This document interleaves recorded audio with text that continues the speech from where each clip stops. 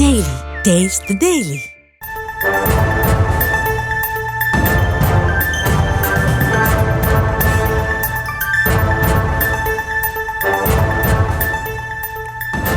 அண்மை செய்தியை பார்த்து வருகிறோம்.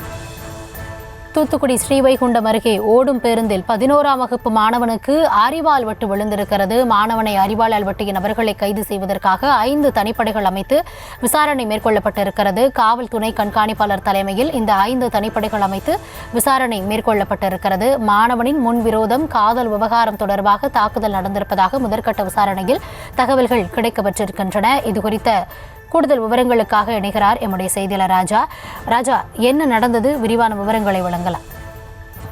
வணக்கம். தூத்துக்குடி மாவட்டம் ஸ்ரீவைகுண்டம் அருகே உள்ள அரிநாயகிபுரத்தைச் சேர்ந்தவர் தங்க கணேஷ். இவரது மகன் திருநெல்வேலியில் உள்ள கிறிஸ்துராஜா பள்ளியில் 11ஆம் வகுப்பு படித்து வருகிறார். இந்த பள்ளிக்கு வழக்கமாக சொல்வதற்காக ஊரில் உள்ள பேருந்து நிலையத்தில் இருந்து ஸ்ரீவைகுண்டம் ஏறி வந்து கொண்டிருந்தார். அப்போது அரிநாயகிபுரத்தில் இருந்த அடுத்த கொட்டியம்மாள்புரம் பகுதியில் இருந்து பேருந்து வந்து கொண்டிருந்த போது 3 பேர் கொண்ட கும்பல் பேருந்தை வழிமறித்து பேருந்துக்குள் ஏறி உள்ளனர். தொடர்ந்து அந்த கும்பல் பேருந்தில் இருந்த தேவேந்திரனை இழுத்து பேருந்துக்குள் கீழே போட்டுள்ளனர். மேலும் கையில் வைத்திருந்த அருவாளால் தேவேந்திரனை சரமாரியாக அந்த மர்ம கும்பல் வெட்டியுள்ளது. இதில் தேவேந்திரனுக்கு தலையில் பலத்த வெட்டுகள் விழுந்துள்ளது. பேருந்தில் இருந்தவர்கள் சத்தம் போடவே அந்த கும்பல் அங்கிருந்து தப்பி ஓடின. இது குறித்து பேருந்தில் வந்தவர்கள் ஸ்ரீவைகுண்டம் போலீசாருக்கு தகவல் தெரிவித்தனர். போலீசார் வெட்டுங்காலில் இறந்த தேவேந்திரனை மீட்டு சிகிச்சைக்காக ஸ்ரீவைகுண்டம் அரசு மருத்துவமனைக்கு அனுப்பி வைத்தனர். அங்கு அவனுக்கு முதலுதவி சிகிச்சை அளிக்கப்பட்டு தொடர்ந்து மேல் சிகிச்சைக்காக 108 ஆம்புலன்ஸ் மூலம் திருநெல்வேலி அரசு மருத்துவக் கல்லூரி மருத்துவமனைக்கு அனுப்பி வைக்கப்பட்டனர். தொடர்ந்து அவனுக்கு சிகிச்சை அளிக்கப்பட்டு வருகிறது. ஓடும் பேருந்து வெட்டப்பட்ட சம்பவம் குறித்து துணை காவல் கண்காணிப்பாளர் தலைமையில் 5 தனிப்படை அமைத்து தீவிர விசாரணை மேற்கொண்டு வருகின்றனர். தொடர்ந்து மாணவனுக்கு ஏற்பட்டுள்ள முன்விரோதம் காரணமாக இந்த சம்பவம் நடைபெற்றுள்ளது என முதற்கட்ட விசாரணை தெரிவிக்கிறது.